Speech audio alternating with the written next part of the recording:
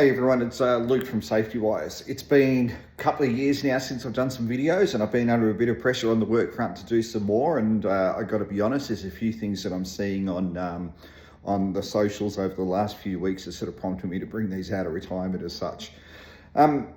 Today I wanted to talk about the VOC, or the VOC, or the verification of competency. It's not the first time I've talked about these in a video, but there's a good discussion that's going around at the moment on LinkedIn that I've been a part of, where people are talking about the VOC process. I want to clear up a couple of things on my end. I get the intent of the VOC and what we're trying to do. I fully get it. It's not the first time we've had issues with people being issued competencies and so forth that are probably questionable, but there's also questions around, how long ago people have been trained and deemed competent and so forth. And at the end of the day, I get it. If you're going to bring people onto your site to do work and so forth, you want to make sure that they're current and competent to do their job.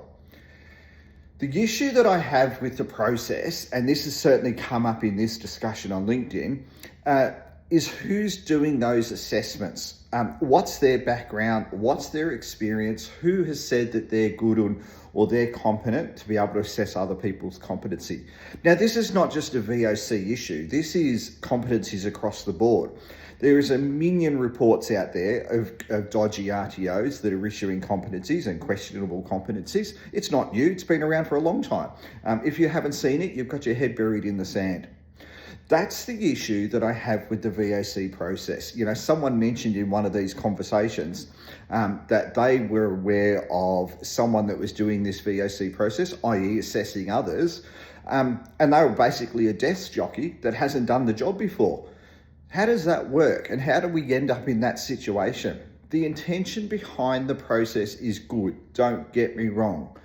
The issue I have again is who's deeming these people competent. What's their background? What's their experience? When were they last trained? When were they last deemed competent? That sort of thing.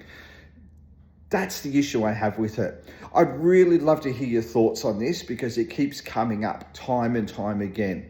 I can tell you in pretty much 99.9999% of the investigations we do, training will pop up in this in some way, shape or form. People have issues with competencies, either being taught wrong, assessed wrong, haven't done it for a long time, haven't refreshed, and that sort of stuff.